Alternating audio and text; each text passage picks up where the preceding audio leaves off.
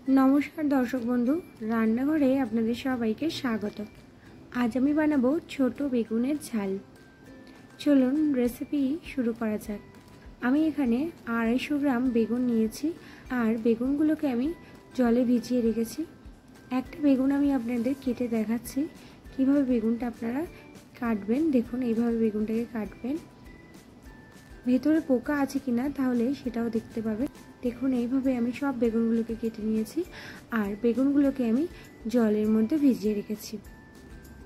এবার একটা কড়াইয়ের মধ্যে আমি নিয়ে নিচ্ছি 100 গ্রাম চীনা বাদাম আর 4টে কাজু বাদাম।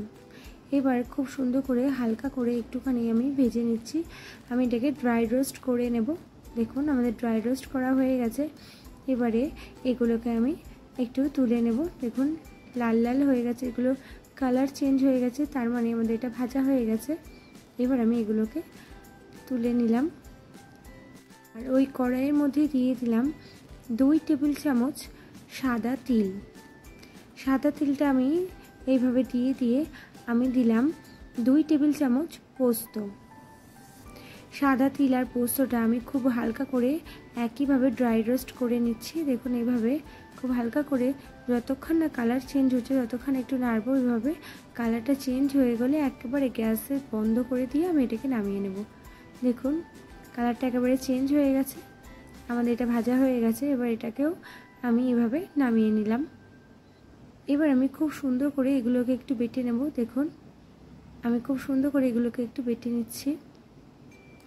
আমাদের মশলাটা বাটা হয়ে গেছে। এবার আমি দিয়ে দিচ্ছি 1 টেবিল চামচ দই। দইটা দিয়ে আমি খুব সুন্দর করে ওই মশলাটাকে এইভাবে মেখে নিচ্ছি। দেখুন মশলাটা আমাদের মাখা হয়ে গেছে। বলা বাহুল্য এখানে আমি সামান্য একটু নুনেরও ব্যবহার করেছি। এইবারে আমি এই মশলাটাকে দেখুন এইভাবে গোল গোল করে এরকম করে বেগুনের মধ্যে এইভাবে পুর করে ঢুকিয়ে দিচ্ছি। দেখুন ঠিক এই প্রসেসে পুরো বেগুনের মধ্যে আমি এই মশলাটাকে এইভাবে দিয়ে দিচ্ছি।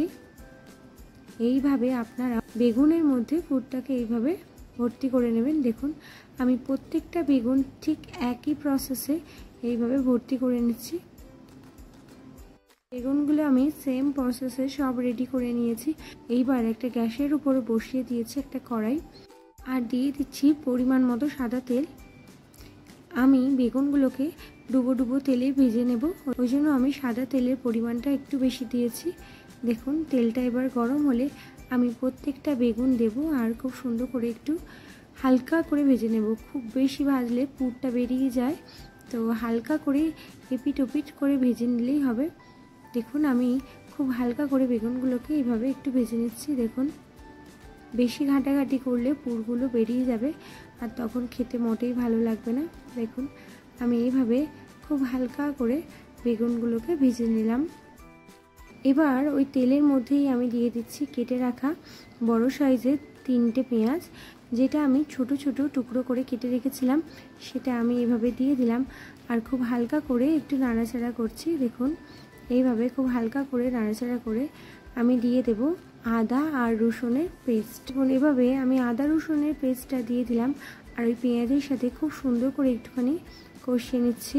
এবার আমি দিয়ে দিচ্ছি 1/4 টিস্পুন হলুদ গুঁড়ো, 1/4 টিস্পুন জিরের গুঁড়ো আর 1/4 টিস্পুন ধনের গুঁড়ো। এবার সব কিছু খুব সুন্দর করে আবারও ওই পেঁয়াজের সাথে একটু মিশিয়ে নিলাম আর দিয়ে দিলাম 1/4 টিস্পুন লাল লঙ্কার গুঁড়ো। এবার খুব সুন্দর করে সব কিছু একটু এইভাবে মিশিয়ে নিচ্ছি। দেখুন আমাদের কষানোটা একেবারে কমপ্লিট হয়ে গেছে। এবার আমি দিয়ে দিচ্ছি টমেটোর পিউরি। আমি 3টে বড় সাইজের টমেটো খুব সুন্দর করে আগে থেকেই বেটে রেখেছিলাম, সেটা আমি এভাবে দিয়ে দিলাম আর খুব সুন্দর করে একটু ওই পেঁয়াজের সাথে মিশিয়ে নিচ্ছি। দেখুন এভাবে খুব সুন্দর করে একটুখানি মিশিয়ে নিচ্ছি যাতে এই টমেটোর একটা কাঁচা গন্ধ থাকে সেটা যাতে চলে যায়। তাই জন্য একটুখানি ফুটলেই আমি বেগুনগুলোকে এবার দিয়ে দেব। এবার আমি ভেজে রাখা বেগুনগুলো এক এক করে দিয়ে দিচ্ছি। দেখুন সব বেগুনগুলো আমি এইভাবে এক এক করে দিয়ে দিলাম আর এখানে একটু জলের প্রয়োজন আছে, তাই আমি অল্প একটু জল অ্যাড করে দিলাম আর খুব হালকা করে একটু মিশিয়ে নিয়ে আমি একটা ঢাকা দিয়ে হতে দেব 15 থেকে 20 মিনিটের জন্য, একদম লো ফ্লেমে। দেখুন 20 মিনিট পর ফিরে এলাম, আমাদের একটা দিক হয়ে গেছে।